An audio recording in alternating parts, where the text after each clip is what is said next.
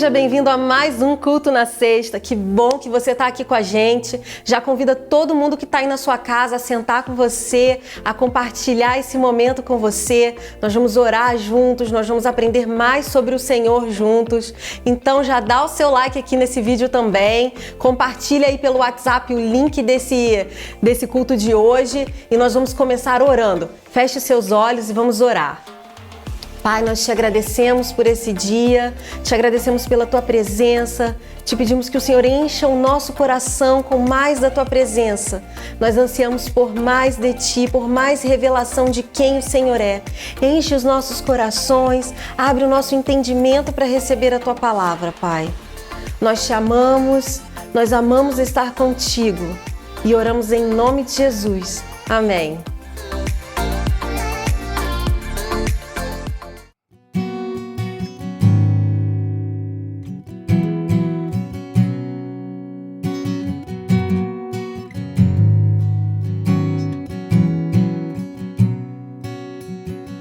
Pai bondoso, tua graça mostrou, nos resgatou das trevas e nos encheu de paz. Doador da graça, socorro quando eu precisar. Pra sempre eu cantarei. Fiel tu és, fiel pra sempre tu serás. Fiel tu és, as tuas promessas são sim, amém. As tuas promessas são sim, amém.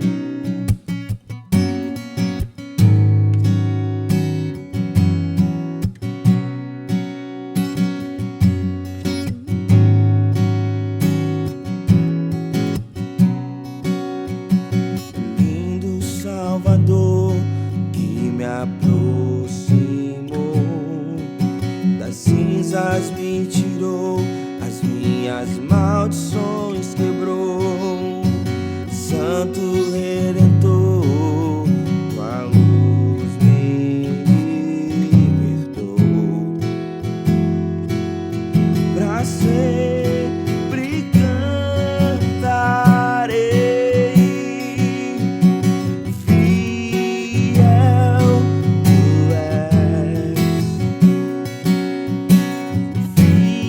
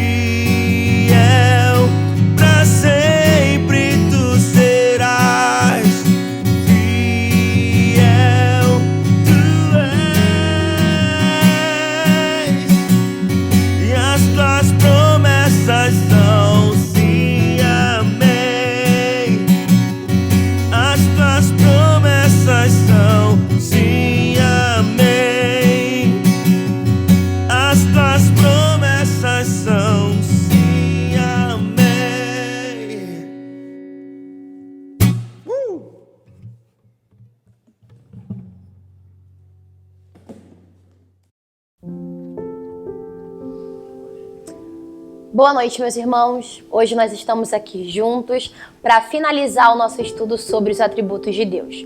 Hoje eu vou focar em santidade e em soberania. Mas antes da gente começar o nosso estudo, eu quero te convidar para orar. Vamos orar juntos? Paizinho, em nome de Jesus, eu oro, Senhor. Eu oro pedindo para que o Senhor esteja conosco nesse estudo. Eu oro para que o Senhor venha sobre nós, alinhe o nosso coração e nossa mente com o seu coração e com a sua mente, para que nós consigamos compreender o que o Senhor quer falar conosco. Em nome de Jesus, meu Pai, eu oro para que o Senhor coloque tudo o que o Senhor quer que seja dito hoje na minha boca, para que eu consiga abençoar os meus irmãos com esse estudo. Em nome de Jesus, é isso que eu te peço, meu Pai, já te agradecendo em nome de Jesus. Amém e amém. Meus irmãos, hoje eu quero começar o nosso estudo falando sobre a santidade. Nesse mundo, nesse contexto em que vivemos, que é tão corrompido, em que as coisas estão tão distorcidas, os valores estão tão distorcidos, falar sobre santidade se faz muito necessário, mas ao mesmo tempo é muito difícil de ser compreendido pelas circunstâncias em que nós vivemos. Para te dar um exemplo, eu posso falar um pouco sobre a minha realidade. Eu dou aula para crianças pequenas e eu vejo que cada dia que passa, as crianças estão mais, elas estão mais adultas, sabe? Eu vejo rotineiramente os meus alunos fazendo essas dancinhas de TikTok. E eu olho aquilo e fico abismada com a naturalidade com que eles fazem isso, com que os outros adultos veem e que nada muda.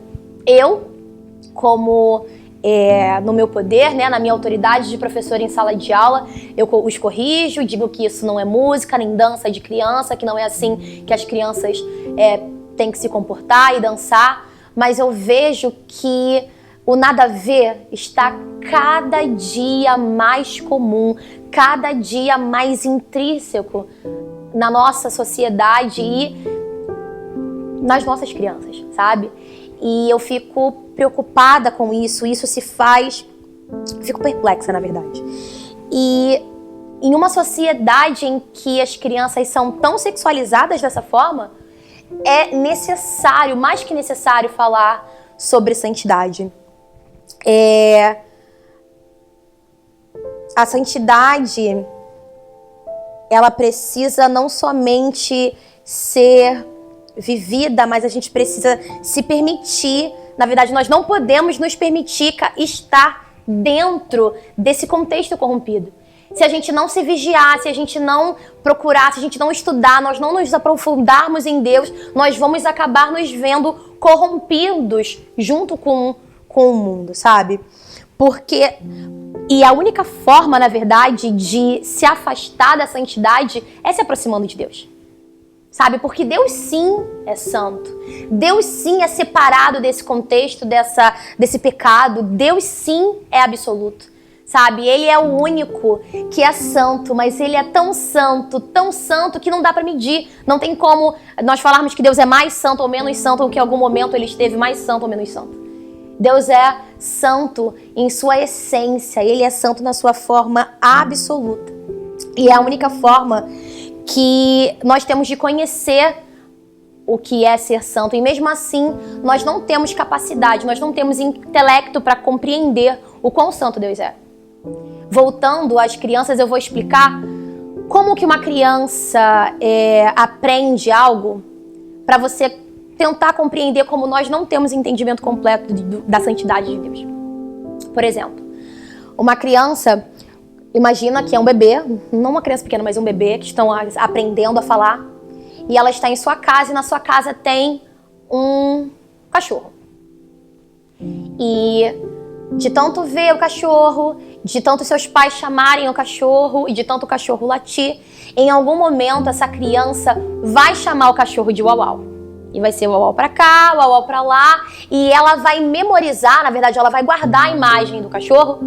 E pela imagem do cachorro, ela vai criar uma característica. E quando ela for, viajar, passear, ir num zoológico, ir numa fazenda, imagina que essa criança vê um cavalo. Ela vai olhar a característica do cavalo, e vai chamar o cavalo de uau-uau. Porque a criança, mesmo que ela não seja hiper mega inteligente, ela cria uma imagem. Ela vai ver 2 orelhas, um rabo, 4 patas e um focinho avantajado, uau-uau.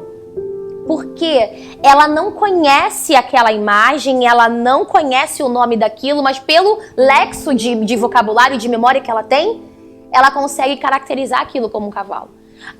E isso só vai mudar a partir do momento em que o pai ou a mãe passar a ensinar. Não é um uau, é um cavalo. Sabe? E nós somos assim.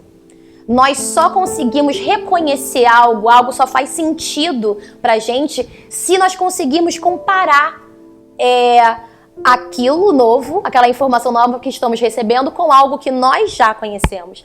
E é por isso que a gente não consegue compreender a santidade de Deus. Porque Deus é único.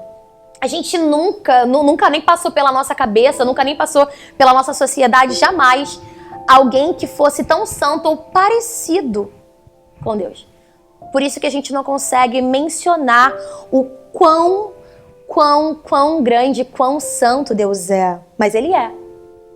Mas Ele, além de santo, Ele é tão misericordioso que Ele dá a nós a palavra dele viva, que é a Bíblia, e Ele nos concede, assim que nós aceitamos Ele, o seu Espírito Santo para habitar em nós, e com essas nós conseguimos estar próximos deles, na verdade, e conhecê-lo, e sentir, e conhecer, e conseguir perceber a santidade dele. Mas não pelo nosso intelecto, mas por meio da fé.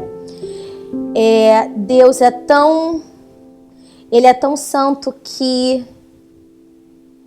Ele nos permite conhecê-lo por meio da Bíblia, por estudar a Bíblia. Mas só ler a Bíblia como se fosse um livro de história não é o suficiente para conhecer a profundidade da santidade de Deus.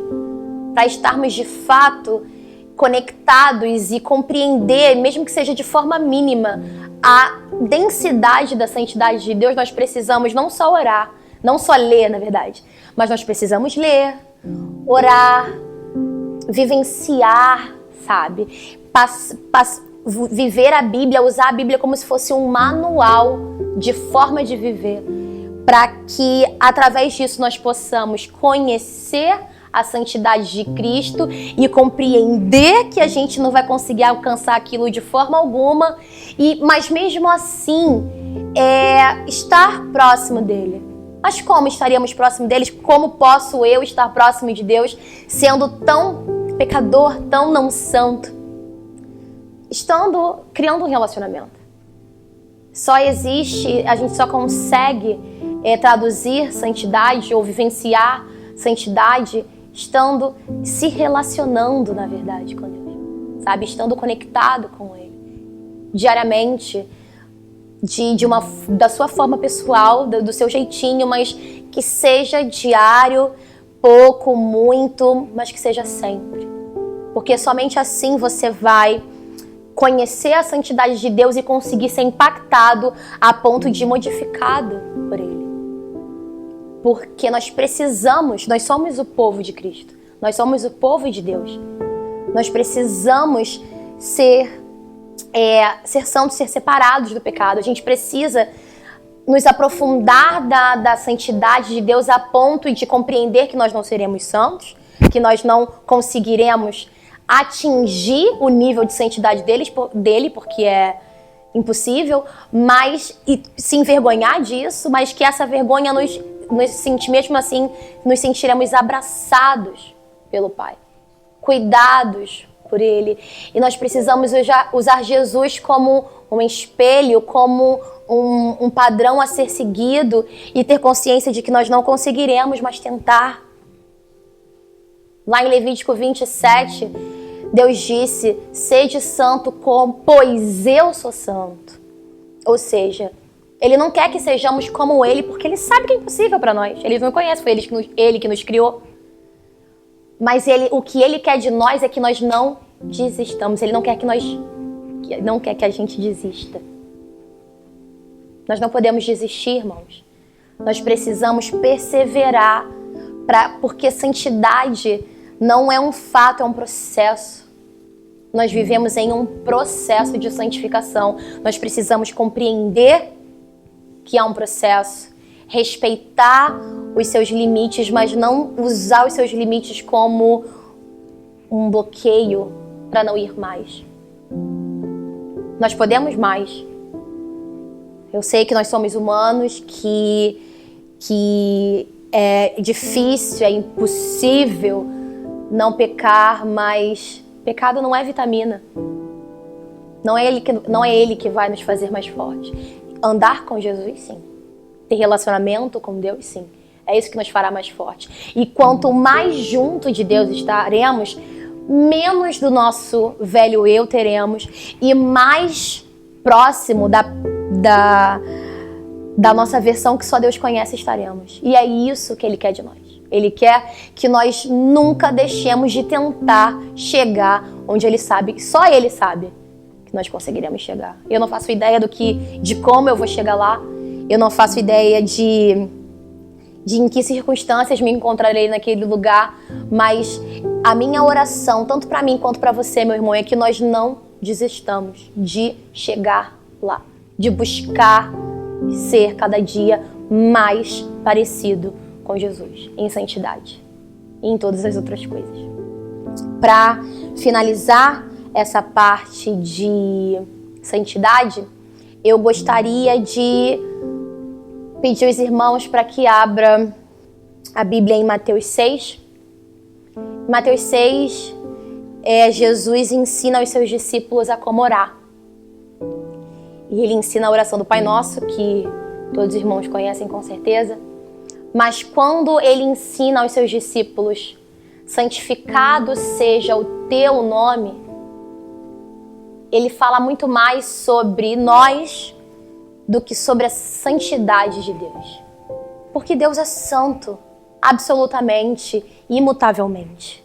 Nada que façamos poderá mudar quão santo Deus é. Mas dirá sobre nós. Nós precisamos mostrar que nós fazemos parte do reino de Deus, que nós estamos debaixo da destra dele. E como é que faremos isso? Vivendo de forma, sem regra, sem santidade. Nós precisamos buscar santidade, nós precisamos ser santos para mostrar que nós fazemos parte do reino de Deus, que nós estamos debaixo da vontade de Deus, que nós estamos, na verdade, no centro da vontade de Deus. Para assim, talvez, impactar a vida das pessoas sem precisar falar. Para assim, talvez, falar sobre Jesus sem precisar usar a boca. Eu oro, meu irmão, para que nós levamos isso a sério. Tanto eu quanto você. Para que nós compreendamos que ser santo, ser separado do pecado, não é fácil, mas mostra para nós mesmos e para a sociedade que nós fazemos parte de um povo que é uma família e está debaixo da vontade de Deus. Em nome de Jesus, é isso que eu quero para nós. E focando agora sobre a soberania de Deus. Deus é soberano, e para ser soberano, ele precisa ser onisciente, onipresente, onipotente. Não tem como uma pessoa ser soberana se ela não sabe todas as coisas, se ela não pode todas as coisas, se ela não está em todo lugar. Eu uso, para você entender como é necessário todas essas coisas para que Deus seja soberano, eu trouxe um exemplo de quando eu era criança.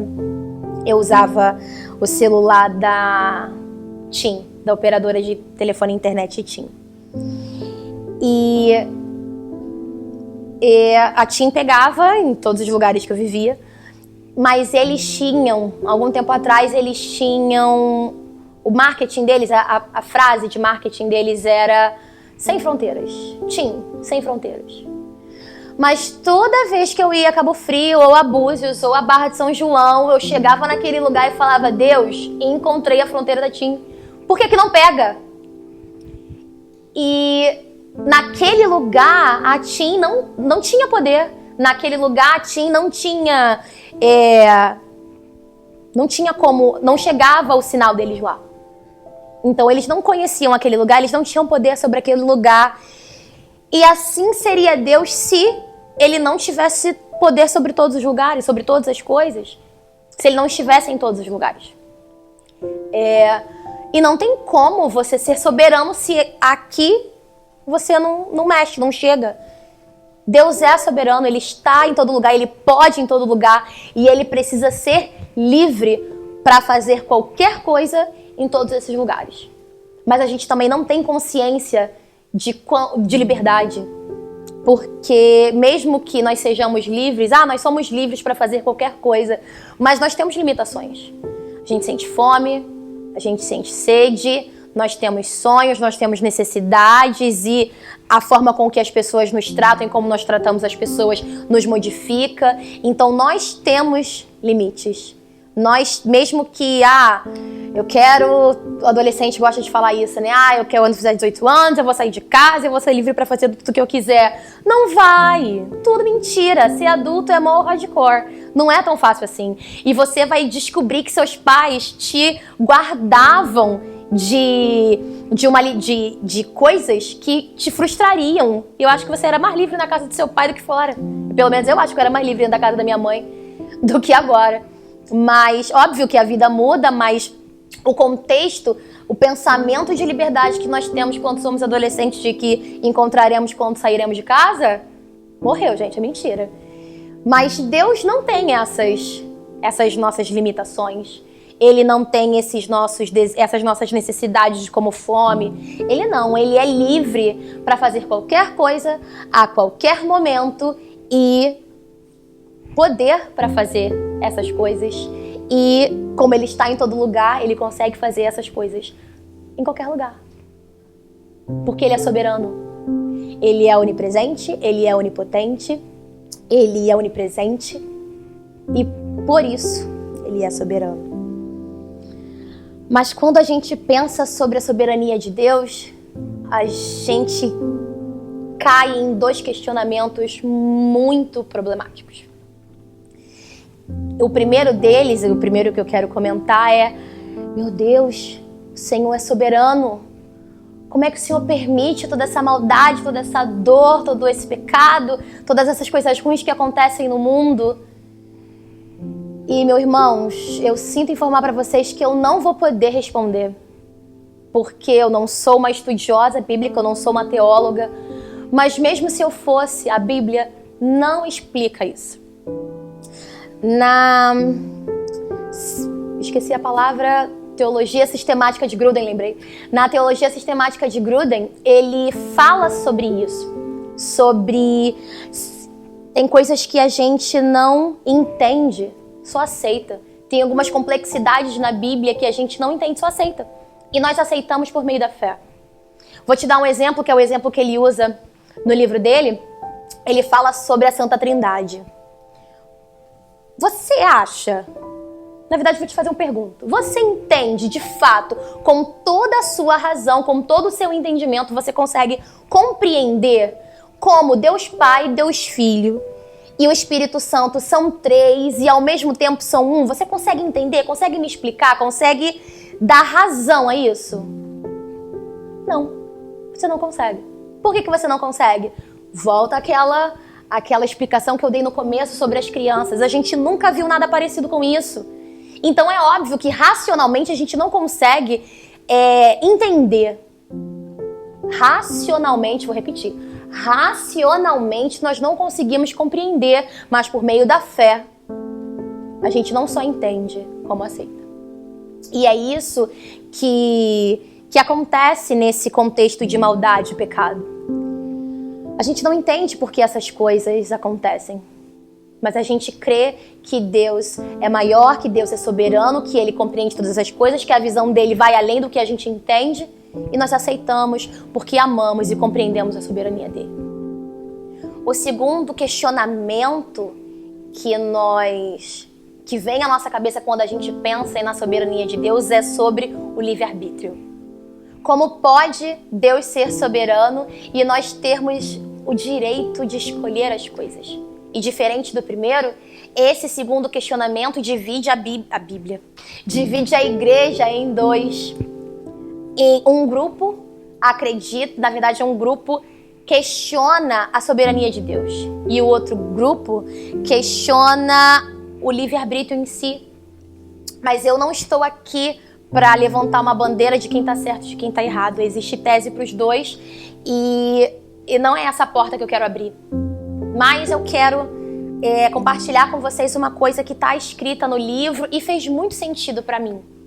O Tolkien, ele faz uma explicação que é muito didática e fez tanto sentido para mim que eu quero compartilhar com você. Ele diz assim, parafraseando, né? Não é exatamente isso que ele diz, mas enfim. Ele diz, dá uma ideia para nós pensarmos. Imagine um navio em que esse navio vai sair do Brasil para Inglaterra, em direção à Inglaterra. E essa decisão foi tomada pelas autoridades devidas, isso não vai mudar, e o navio já saiu da marina. Então aqui nós temos uma singela ideia de soberania, porque as autoridades mandou, isso vai acontecer, acabou, ninguém muda. Então essas autoridades são soberanas nessa questão. Mas imagina que dentro desse navio tem várias pessoas. E o que essas pessoas fazem dentro desse navio é up to them, eles que escolhem, é eles que vão fazer, eles que vão escolher. Uma coisa é fato, as pessoas que saíram do Brasil vão chegar à Inglaterra agora.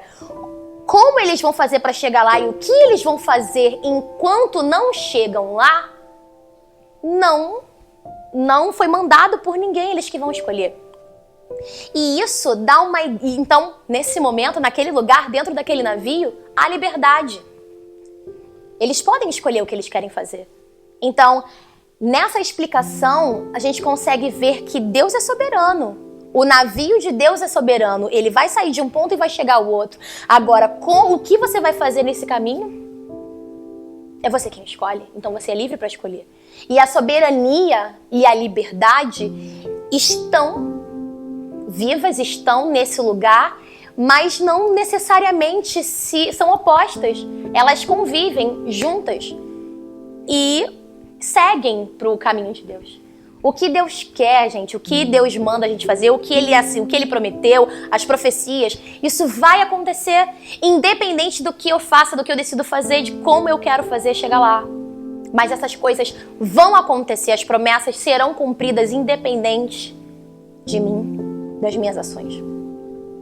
Então, independente do livre-arbítrio, Deus é soberano. E Ele é tão soberano, e Ele é tão consciente da sua soberania, mas é humilde a ponto de nos deixar escolher de onde queremos ver os planos dele ser cumpridos. Porque as minhas ações, as minhas decisões só vão mudar o ângulo em que eu verei essa história ser cumprida, ser firmada, do lado dos que reinarão junto com Deus, junto com Cristo, ou do lado dos que sofrerão eternamente. E esse é o que eu quero fazer, quero que você pense.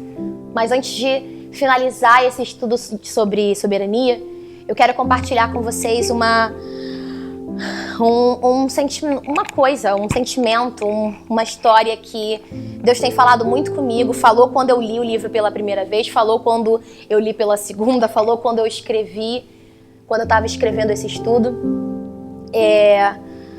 Eu perdi uma amiga muito querida, muito, muito querida, há pouco mais de um mês. Nós trabalhávamos juntas e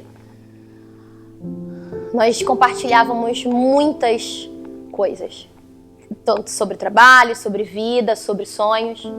E nós tínhamos algumas coisas em comum, entre elas a vontade de ser mãe, né, de constituir família, e a vontade de ser chamada para os concursos que nós passamos. E eu não vou dizer isso sobre ela, posso dizer por mim. parece que essas coisas, esse passar, não passar, né? Mas ser convocada no concurso e ser mãe fosse alguma coisa que eu quisesse, eu vivesse para aquilo e as circunstâncias, independente das circunstâncias, eu só via aquilo. E eu não sei necessariamente se ela era assim, mas isso era como eu vivo, era como eu vivia antes de perder ela, na verdade. Mas ela se foi. Ela sofreu, perdeu alguns bebês antes, mas ela conseguiu engravidar. Mas ela só conseguiu ficar um pouquinho mais de um mês com a filha dela. Ela foi convocada pro concurso que ela foi chamada, mas ela não conseguiu ter as turmas, ela não conseguiu pegar as turmas, enfim, tomar posse, porque ela não teve tempo hábil para isso. Ela estava no hospital. E isso, Deus falou muito comigo através disso, porque eu consegui me ver naquela situação. A gente se preocupa tanto com aonde nós vamos. A gente se preocupa tanto com o futuro, a gente se preocupa tanto com o que a gente quer, com as nossas metas, com os nossos sonhos, e a gente esquece que lá na frente só Deus pode. Deus é soberano. Ele sabe onde nós vamos chegar. E o que é impossível é para Ele. Eu me via, espero que não você, mas muito de nós, vivemos tão preocupados com o futuro que a gente esquece o que nos cabe, que é o agora, o hoje, o caminho.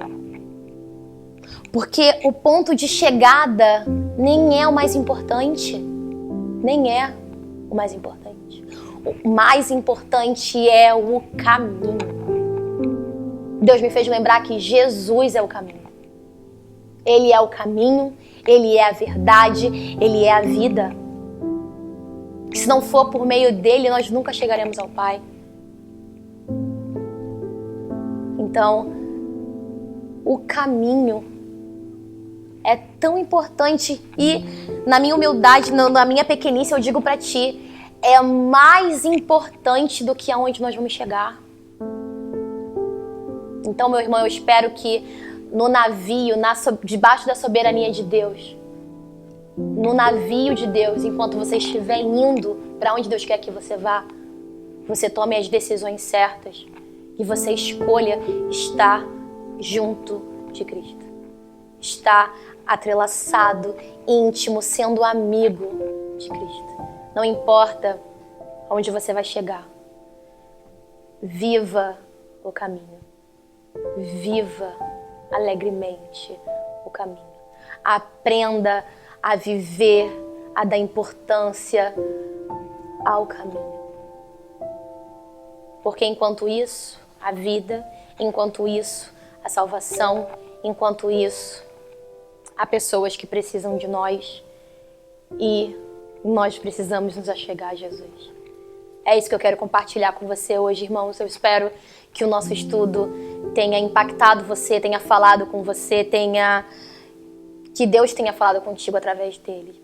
É isso que eu desejo para você. Fique na paz.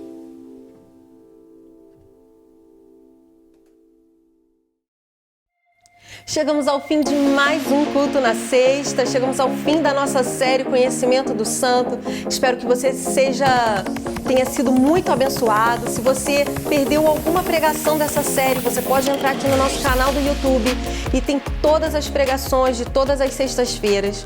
Sexta-feira que vem nós temos mobilização de oração, é presencial aqui na CIB. Então eu convido você a estar aqui às 8 horas da noite para a gente orar junto, para a gente interceder junto. É um tempo muito precioso em que a nossa igreja se junta em oração. Então você pode estar aqui com a gente, se você pode estar, venha na próxima sexta às 20 horas da noite. E você que é adolescente, amanhã, às 7 horas da manhã, a gente se encontra aqui. Se você se inscreveu no passeio, se você não se inscreveu, não tem mais vaga. Mas se você se inscreveu, nós vamos sair aqui da igreja amanhã às 7h30. Então nós vamos nos reunir aqui às 7 horas da manhã. Então fique bem ligado no horário para você não se atrasar, beleza? E você que é mulher, não pode perder o acampamento de mulheres que está vindo aí em novembro, Mulher Única. Se você ainda não se inscreveu, restam poucas vagas e você precisa procurar a Semeia para garantir a sua vaga, beleza? E se você é papai, mamãe, titio ou titia de alguma criança, vovô, vovó, você precisa inscrever a sua criança para o acampamento de crianças, é o Interkids que vem aí. Então, se liga que em breve nós vamos divulgar mais informações, já pode procurar a Semeia também, porque a gente já vai estar inscrevendo as crianças, beleza? Vai ser um tempo muito precioso em outubro com as nossas crianças. E nós vamos encerrar hoje aqui e eu encontro você sexta-feira na nossa mobilização de oração. Vamos engrandecer? Engrandecido seja o Senhor!